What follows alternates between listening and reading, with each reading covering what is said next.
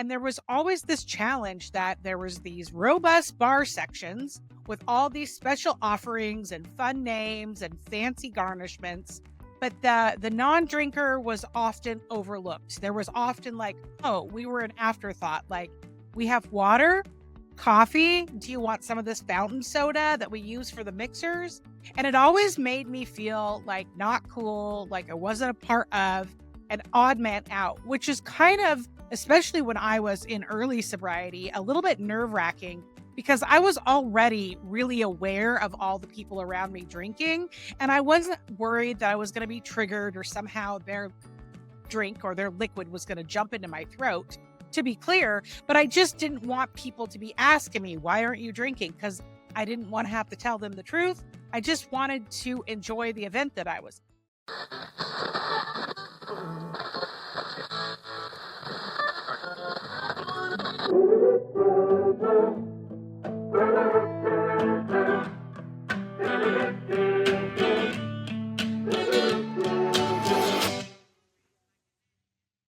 Welcome to the Sober Curator podcast, where sobriety isn't just a lifestyle choice, it's the ultimate life hack.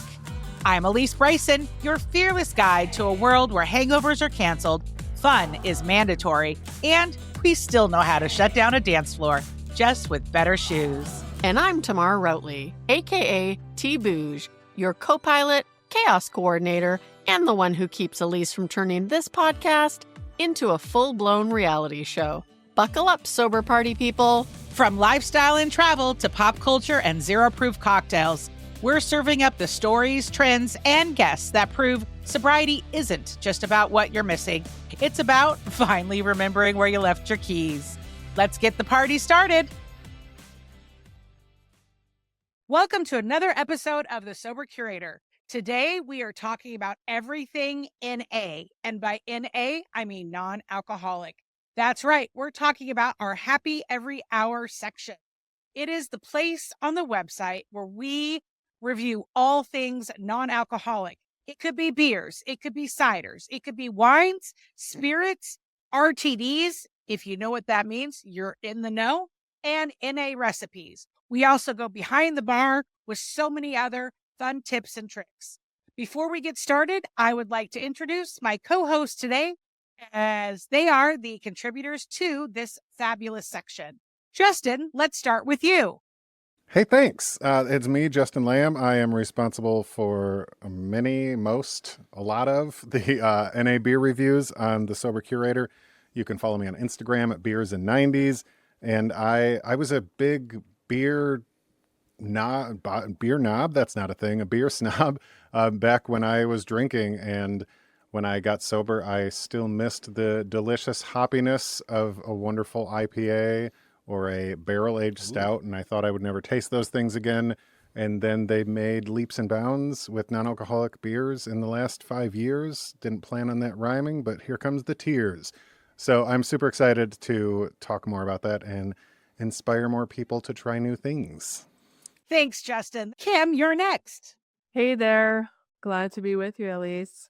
So I like to say that I redefined and am living the term trail angel. It means someone who brings goodies and treats to hikers, right?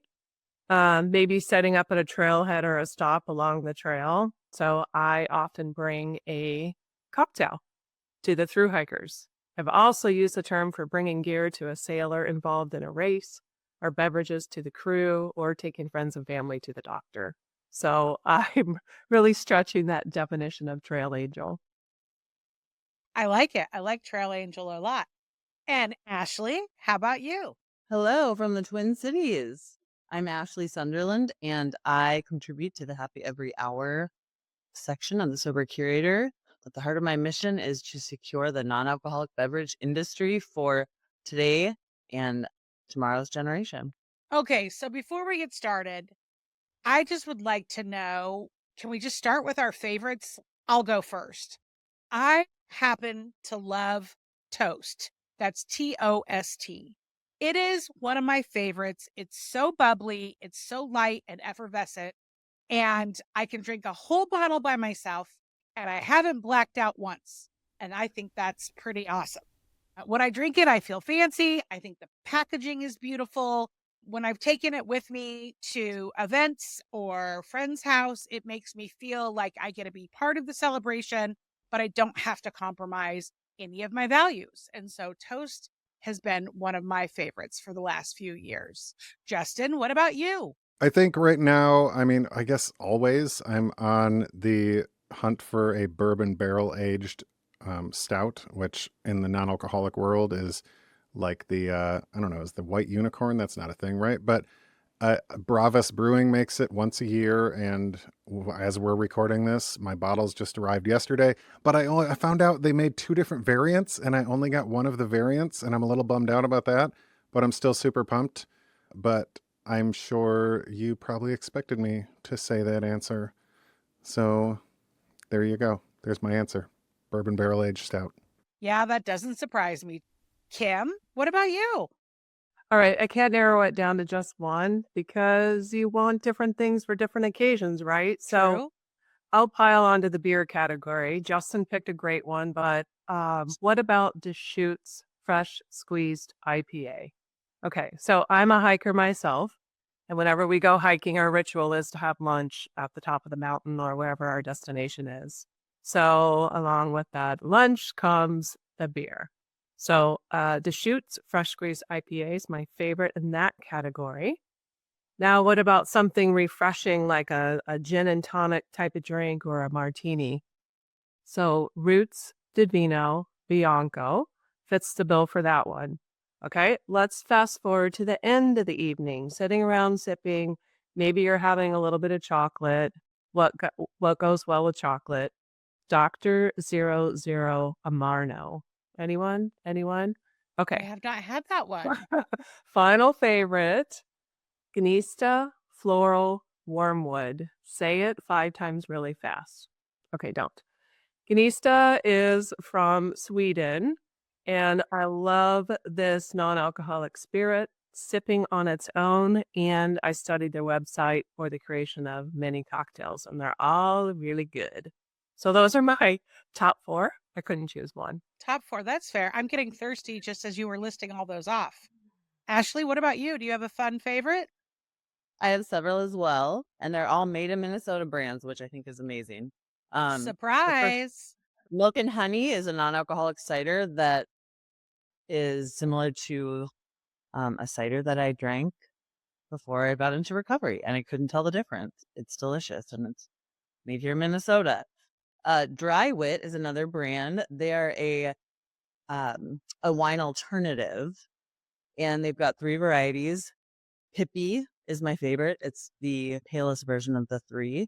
And last but not least, Mixly cocktail mixers are made with fresh squeezed juices, and they have incredible flavors, and they're just a fun look and a great gift. Those are all really good ones. Well, I know we're going to get back to talking about more of our favorites, as well as some of the favorite reviews that we have on the site. But before we jump all the way into that, I just want to back us up for a minute and talk about why do we think that creating alcohol-free drink recipes is important for the sober community and for the community at large. As someone who has been in the event industry for the last couple of decades, there were so many times I would go to events of all sizes. They could be a corporate event. They could have been a wedding. They could have been one of the events that I was producing when I worked for a magazine. And there was always this challenge that there was these robust bar sections with all these special offerings and fun names and fancy garnishments. But the non-drinker was often overlooked. There was often like, oh, we were an afterthought. Like, we have water, coffee. Do you want some of this fountain soda that we use for the mixers? And it always made me feel like not cool, like I wasn't a part of, an odd man out, which is kind of, especially when I was in early sobriety, a little bit nerve wracking because I was already really aware of all the people around me drinking. And I wasn't worried that I was going to be triggered or somehow their drink or their liquid was going to jump into my throat, to be clear. But I just didn't want people to be asking me, why aren't you drinking? Because I didn't want to have to tell them the truth. I just wanted to enjoy the event that I was. So why do you, Kim, think that it's so important that this space has been created and we're seeing these Yeah. trends now? So drinking's such a social experience, right? It's the basis for so many gatherings and meetups. Let's meet for a drink. Let's get together for happy hour. And why should I, who's choosing not to drink alcohol, have a barrier to those social occasions? Well, I shouldn't. I remember tasting my first craft beer in Seattle about 30 years ago when I first moved here. Ray's Boathouse, Alaskan Amber. I love going to brew pubs and discovering new beers. And in the last 10 years, before I quit alcohol, I was experimenting with craft cocktails. I had it dialed in. I knew what I liked, and those cocktails were the basis for my experimentation. So when I quit alcohol, it was like starting over. It was really frustrating. It was frustrating at first. I could have been bothered by that, or I could have embraced it. And I'll be honest, I was bothered for a while, but then I decided it's a whole new genre that I have to experiment here with the whole NA space. So each bottle of spirits or NA beer had a cost to it. And if I didn't like it, it went down the drain. But thank goodness there's so many bottle shops now and places that are supporting my experimentation. So I have embraced it, and it is important to me because I love the elevated craft cocktail experience. I'm just not imbibing the alcohol. Justin, I know that early on in your sobriety that the availability of the NA craft beers was really helpful to you as you were a beer drinker before. Do you want to speak a little bit to that experience and then what you've seen in the industry, especially how it relates to the fact that you've already done over 100 reviews on the site? Yeah, I think, yeah, hold on. I want to get into that, but I think Kim brings up a really good point that like this is a completely different game. You know, I think there's a big misconception where people will go into the NA space, especially for cocktails. And it's not as much with beer, but with cocktails and mixed drinks and RTDs and stuff, you go into it thinking, oh, I want to recreate the same thing that I was drinking when I was drinking. That was a fun sentence, but that's not how that works, you know, like it's different stuff. Like I like what you said, Kim, like you're kind of starting over because you really do have to start over. Like you have to approach it from a different angle, and you can make some really good, cool, unique stuff. Like the amount of mixers and bitters and like random stuff that's out there that's like outside of my typical field of interest, but I know you can just really do some crazy stuff with it. But then as far as beer goes, to your question, Alysse, it's wild how things have changed. When I first quit drinking, it's been over 5 years now, and I was looking for like an IPA, and I found one in Canada by Partake, and that was like the only IPA I could find, and everything was either German non-alcoholic or it was like O'Doul's type stuff. And then the market just exploded. Like, I don't know what happened. I don't know where the demand came from, but all these micro breweries, and I say that because like a microbrewery can kind of sustain itself, but an NA microbrewery is a little different. Like they don't do as much business. They can't have a tap room that does as much business. Like there's stuff involved, but I digress. Either way, it's exploded. And now it's, as someone that reviews beer, overwhelming because I have, like you said, I've done over 100 reviews. I think, what is it, 115 or something, and I still have something like 53 beers in my fridge that I haven't tried, and it's not like I'm going to finish those and then there's not going to be any new ones left. It's crazy. It's absolutely nuts. Justin, I'm always just impressed at the level of knowledge that you have in this particular section. Ashley, what about you? Yeah. So my own journey of recovery and sobriety from alcohol has ignited this new passion for the non-alcoholic beverage industry. And I am on a mission to redefine the social landscape for others who are choosing not to drink alcohol. I think that non-alcoholic drinks supports overall health and wellness for everyone and provide a way to socialize and relax without negative health effects. So there are a lot of trends, whether they be dry January or sober October or no thanks November. I'd love to hear what each of you think about if those are helpful or harmful. Kim, we'll go ahead and let you go first. Well, I have a confession to make in this category. I originally thought that people partaking in dry January and the others that you mentioned were just jumping on a trend.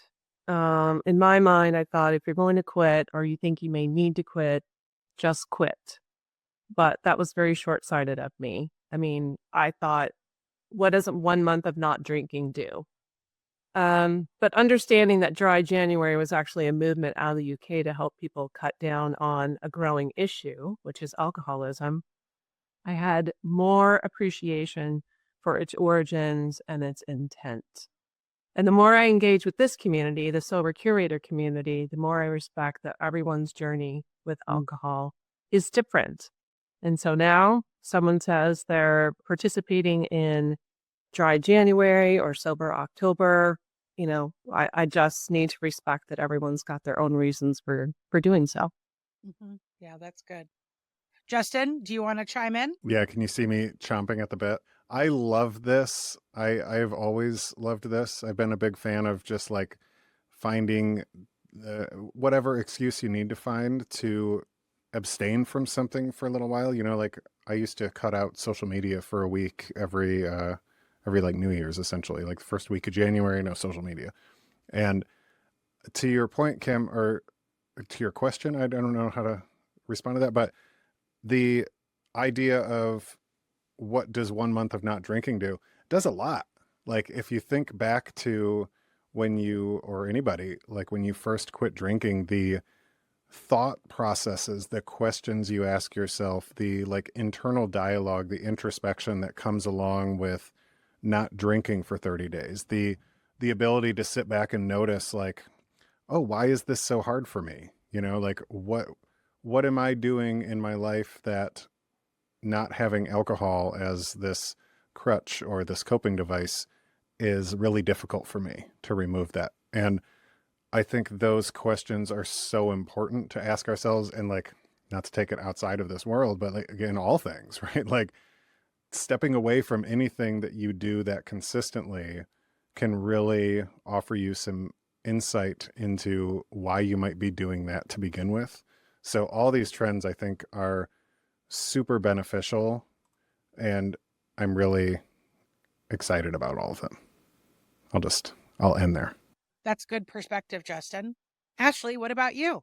I support anything non-alcoholic related.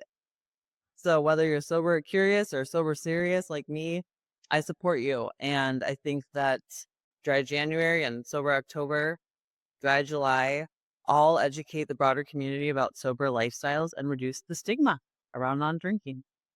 I agree with what each of you have said. And I'm a firm believer that the tide rises all boats, right? And these trends were not around back in 2006 when I got sober. So I don't know if they had been, if I would have participated or not. But where I was in 2006 is that I was a blackout drinker and I was a binge drinker. When I started, I couldn't stop. So the only thing that flares up for me that I get a little nervous about is for someone like me that might have tried a dry January, and let's say miraculously I was able to make it 30 whole days. Usually I could go a week, maybe 2, but I had never been 30 days sober before my attempt in 2006. My concern is that after that month is over, that the binging could get even significantly more worse, or there could be consequences from that. But I don't have that as a lived experience. Again, I believe that the tide rises all boats. I do believe that campaigns like Dry January and Sober October do reduce the stigma for sure. And I think it does educate the greater public that there are options, and just reminds people that not everybody wants to drink all the time. And they don't need to have a reason. And so I think that it is for the greater good for sure. Let's switch gears and talk about bottle shops, because during the pandemic, as we started to see all these brands really come online, a lot of us were ordering them online, but as we came out of the pandemic, we started to see these sober bars and these bottle shops popping up all over the country. I'm thrilled that Seattle has one, and I also live close to Tacoma. I'm thrilled there's one there as well. So, Kim, I know you have a lot of thoughts about bottle shops. What I would you do. like to talk about on those? Well, as I mentioned earlier, I remember drinking my first craft beer, 30 plus years ago. And I also remember going to my first NA bottle shop. Was it this past summer? I think it was this past summer. It was in Nashville. And I love the names, the very creative names these bottle shops are coming up with. So in Nashville, I discovered Killjoy. They're Cute. hilarious. That's really cute. That's really cute. And another one of my favorite names, it's the latest opening. I think they're in Pasadena, Burden of Proof. Come on. That's Very another clever. one. That's another one. I love the Yep. cleverness. Yeah. So in my education of this new genre of cocktails and spirits, I've been learning a lot about how some of these spirits are made, the time, money, technology that goes into them, and why sometimes they're more expensive than their alcoholic counterparts. It makes sense once I educated myself. And here are these bottle shops, helping with that education and allowing me to do some tasting before I buy, which I think is really awesome. So I can dial in what my palate prefers and focus my my spirit budget for the month on those things instead of taking the risk and taking the plunge of something that's expensive and, throwing it down the drain or passing it on to others.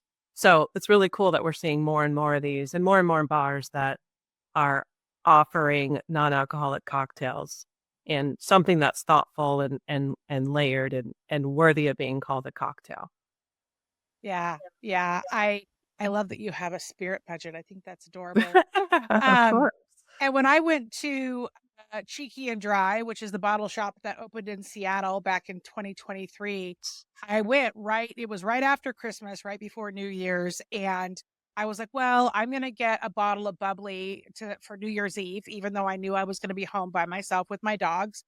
And I remember saying to the owner, I guess I'll take that one at the top that looks like it's the prettiest and the most expensive, right? Because I just equated that, the most expensive must be the best. And she said, Alysse, actually, I want you to have a good experience. I want you to really enjoy the flavor and the taste. And I'm going to recommend this bottle, which was half of what I was willing to spend. And in that moment, she won a customer for life because she cared more about my experience than she cared, making the dollars ring in her cash register that day. And I thought that was a really cool thing. Ashley, you're actually recording this from a bottle shop. So that's a unique experience. Yes, how appropriate. I am here live at Lucille's Bottle Shop, downtown St. Paul. It is the third bottle shop that exists in the Twin Cities. And a friend of mine opened her first brick and mortar here in July. She's had an online bottle shop for over a year now. And I think it's so important because it gives people that may feel triggered by going into a liquor store for non-alcoholic beverage an opportunity to not be triggered. I think that our staff is so knowledgeable and really can spread the education and awareness to people that may not know what a non-alcoholic beverage is. I mean, you'd be surprised how many people walk into the store asking what this is all about. And I love educating people. And every day I'm here, I learn about a new beverage and new trends, and it's really fun. Thanks, Ashley. And Justin, I remember a couple years ago when you wrote about the open bar bottle shop. Do you want to share a little bit about that experience or any other thoughts you have on bottle shops? Yeah, it was it's open road bar in Pittsburgh, and I actually just invested in them because they're opening now like an actual dry bar. So they're going to be serving drinks and stuff. Yeah, it's like super cool. I'm very excited about that, especially since I visit Pittsburgh regularly. I am pumped about that. But I've been seeing them more places. Ashley, it's not the one you're in, but when I was in Minneapolis over the summer, I found a bottle shop there. And I will say the one thing that I've seen that could potentially be an issue that I think is worth pointing out is the cannabis use. If you're in a state that's legalized cannabis, a lot of times in the NA shops, you find those like weed drinks, right? So you can be like, oh, non-alcoholic beers. And then it's like, oh, here's weed drinks. And it's like crazy stuff, right? It's anywhere from like 1 milligram per can to like 10 milligrams. We're like, what? Or it's nuts. I'm not necessarily against it, but I think there needs to be more regulation. But that's a whole other soapbox to get on. But yeah, Open Road Bar in Pittsburgh, the one I was at in Minneapolis, one of those three. I'm sure, Ashley, you could tell me what it was if I allowed you to right now, but I'm going to keep yapping. And there's just more and more popping up. And because I travel for work, I get to see stuff like that and the availability of that stuff come out. And as far as education goes, I think educating the consumer that stuff is available is really important, because there are, plenty of people and venues that just don't have options, that are still serving O'Doul's or Bud Zero or something like that. And educating people is so important, to the point of Kim and Ashley, what you mentioned. And I can't support that enough. And also just educating people, my personal favorite, on like what problematic drinking looks like, because I think that is also underrated in this world of alcohol everywhere. But now I'm getting all soapboxy, so I will stop. But yeah, Open Road in Pittsburgh is fantastic. I'm a big fan. That's great, Justin. Thank you so much. Okay, my next question for the group is, I would love to know, what's the most surprising thing you've learned while writing for Happy Every Hour, either from somebody else's piece or what you uncovered by doing your own research for a piece? Kim, would you like to start? Well, it's probably pretty basic, but it actually takes more energy than I thought to write a review and photograph a beverage.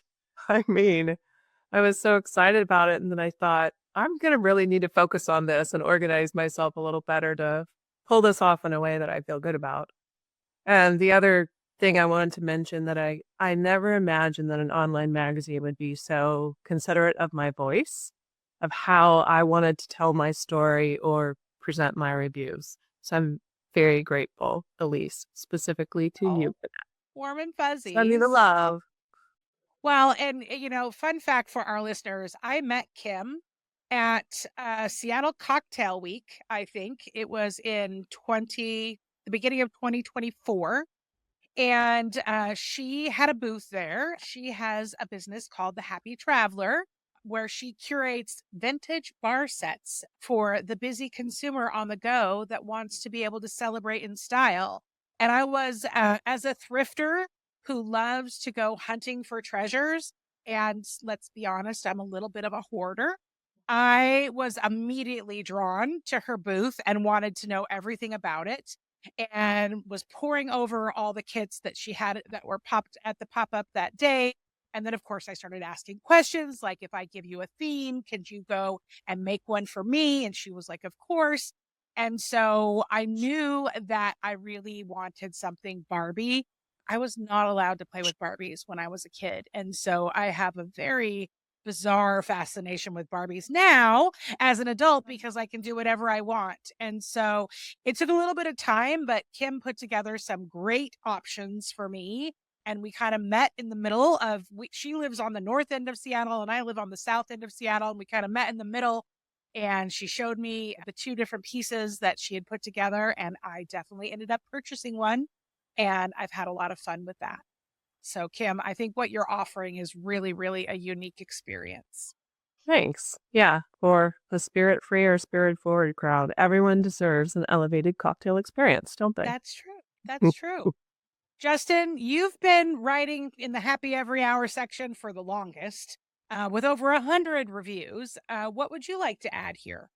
I think for me, the coolest thing that has happened, I guess as far as like learning, but also cool, is one thing I was doing before I quit drinking was I'd try to go to breweries and like talk to the people that make the beer, and continuing that with the non-alcoholic world was a little more difficult because they're so like spaced out, the breweries, about where they are and everything.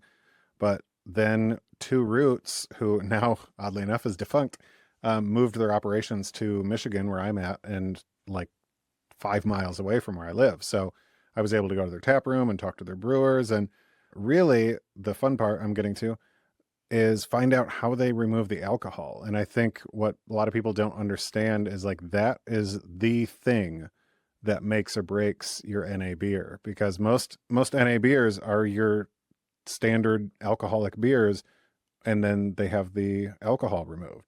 Now there's some balance to take into account there, because like alcohol is sugar, and if you're going to remove some sugar, you got to like, how does that affect the taste and what do you want to do differently? But the old way of doing things was to like cook off the alcohol, essentially raise the temperature of the beer to the point where you're cooking it off. And they've now come up with so many different methods. There's the one that Heineken Zero uses, that the same one that Two Roots uses, which is like a 3-story tall machine that uses like reverse osmosis to remove the alcohol. It's super interesting. But then there's breweries like Bravas who develop their own proprietary way of removing the alcohol. And you really learn like the scientific part of it and start to understand what makes beer taste good or taste like O'Doul's, which is garbage. But that has been super fun to learn about and educational, and also has allowed me to like narrow down why I don't like certain breweries, and why certain ones are absolutely delicious. And that's been nice. So yeah, I guess I will leave it at that. Yeah, that's great, Justin. I cannot imagine the Sober Curator without you. And one of my favorite things about Justin, I think we were maybe a year or two in together, and we were still very much in Zoom land. And I had this Tonka RV behind me at the desk that I was at a previous house.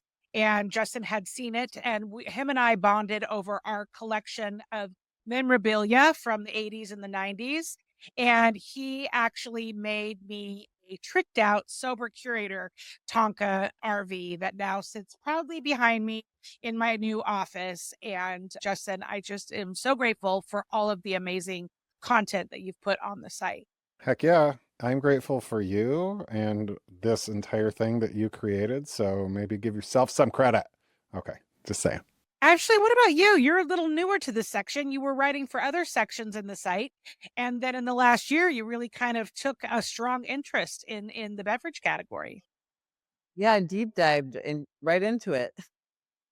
And the most surprising thing to me has been how many Minnesota brands there are creating non-alcoholic beverages. And that could be due to ABV Technology, which is right here in St. Paul, Minnesota.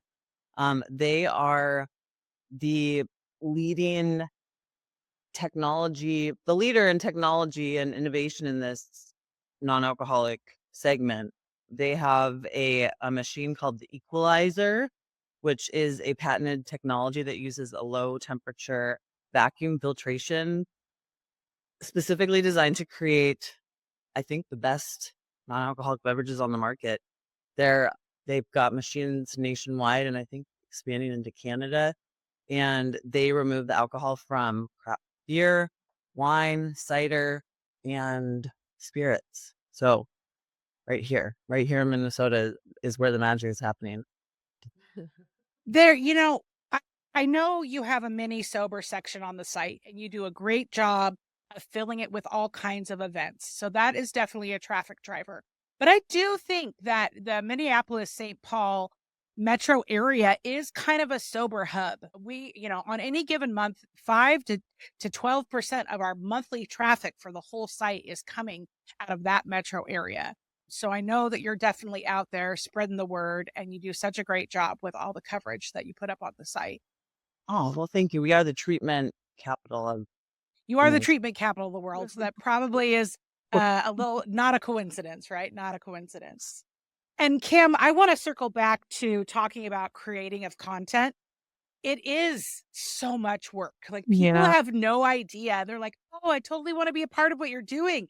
And then they jump in and they're like, oh, Oh, I have to write. Oh, and pictures. And it's a lot. It's fun, but it can be really overwhelming. And Justin, I know that you have a fridge full of NA beers that you still haven't tried yet, that you're very backlogged in your selection.